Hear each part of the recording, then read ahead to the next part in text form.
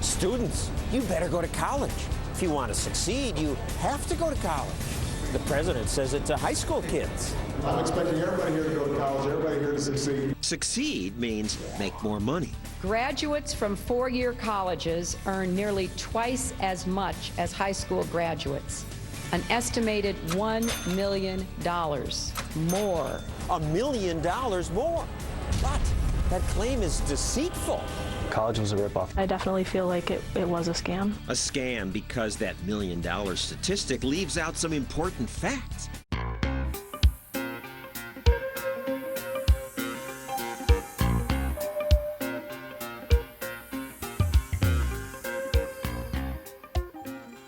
Everyone knows college graduates earn more money. And why wouldn't they? They've learned stuff. They've made contacts. And yet, now, more students do say college was just not worth it. I definitely feel like it was a scam. College was a ripoff, and nothing against, my college or my professors, but I was misinformed. Misinformed? Well, what about? Well, let me ask my audience. Would you raise your hand if you went to college? Most everybody, except the kids there. So, how many of you took on debt in college? All right, how much debt did you take on? About 70,000. Aha! Hence the problem. Is it possible that some of these nice people got suckered?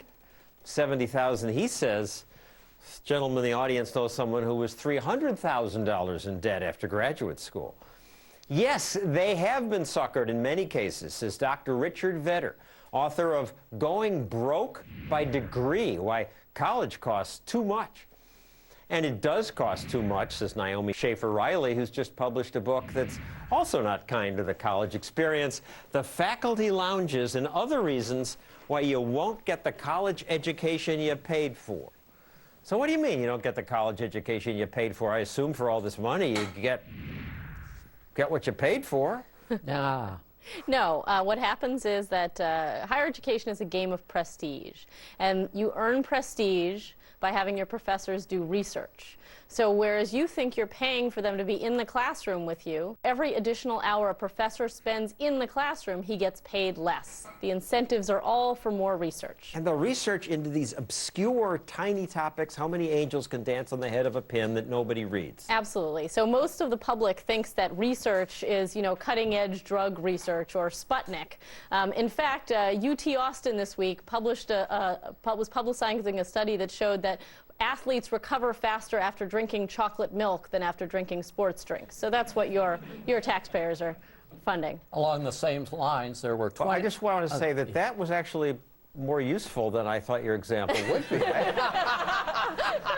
That's useful information. Well, just along the same lines, a chap down at Emory University counted the number of articles written on William Shakespeare in the last 25 years. The number, he stopped counting after 21,000. What would society have been like if only 1,000 articles had been written? The man died in 1615. But the reward system in colleges is to encourage more articles. The incentive is always to say something new. So even if the old things were pretty good, the incentive is always to find some obscure way of saying something new. But what if you're a really good teacher and you're good at imparting knowledge to students? Doesn't that make you more money? You'll get paid less. I would say and you won't get tenure either. Yeah, that's the trouble. You might not get you might not get tenure. All right, Richard, Hillary Clinton, we just heard her, and it's from census data, it's true. The average college grad makes over a lifetime $1 million more. Sounds like that's an argument that you should go to college. Well, first of all, I think it's a little less than $1 million, but putting that minor point aside, the people that go to college are a different kind of people than those who graduate from high school leave that and out of that study. Yeah, I mean, they're disciplined more. The kids that go to college, they're smarter. They did better in high school.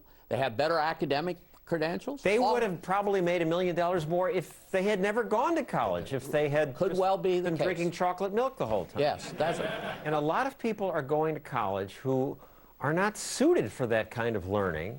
They have a miserable time, they feel stupid about themselves, and they don't graduate. Well, that's an important point. 45%, roughly, of the people that enter four-year colleges and universities don't graduate, not in 4 years, not in 5 years, but in 6 years. So almost half, not Close to 6 half. years. Close to half, yeah.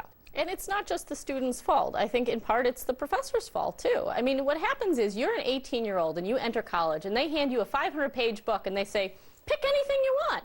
There are no core requirements. There's no sense of why you're there. There are no foundational classes. It's just choose your own adventure.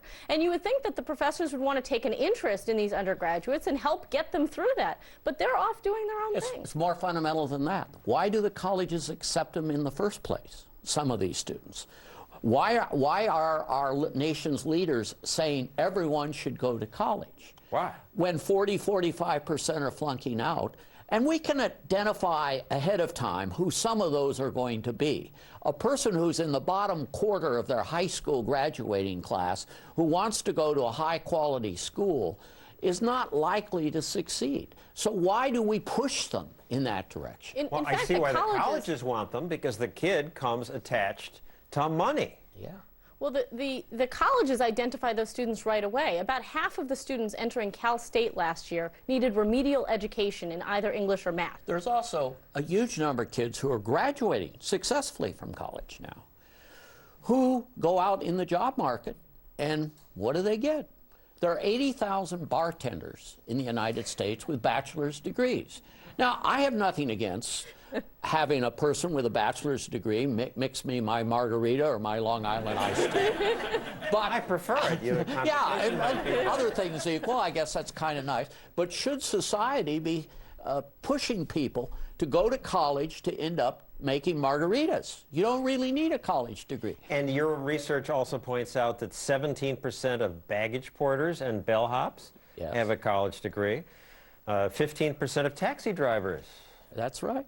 I still think the colleges need to justify what they're doing. I mean, even once the college graduates start getting more jobs more frequently and maybe more jobs that kind of fit their education, I still think the colleges need to justify what it is they're doing with our tuition dollars and our taxpayer dollars. I mean, the research grants are a problem, but it's also the fact that no reform is possible thanks to the tenured professors. They do not want to see less money coming in, and they don't want to sort of get away from their research. They don't want to get away from teaching some small number of advanced students. And once they're tenured, no matter how bad they are as teachers or how lazy they get, they never get fired. They never. You hear about the radical ones, but those people aren't the problems. The problems are the people who are just distracted and would rather not teach. Okay, so as a consumer reporter, I can see you got institutions that don't deliver for their customers. What puzzles me is that why isn't the market punishing them? Because not only are they not delivering for many of the customers, but the price is going up faster, 4 times faster than inflation. There's a lot of bad information out there. One of the big problems with colleges is we don't know whether the kids who are graduating know any more than the kids who began. We don't know if they learned anything. Do kids learn anything at Harvard? People at Harvard tell us they do. The Wall Street investment firms will hire Harvard graduates for the reasons we mentioned a few minutes ago, and they're bright people to begin with. They were bright when they entered Harvard.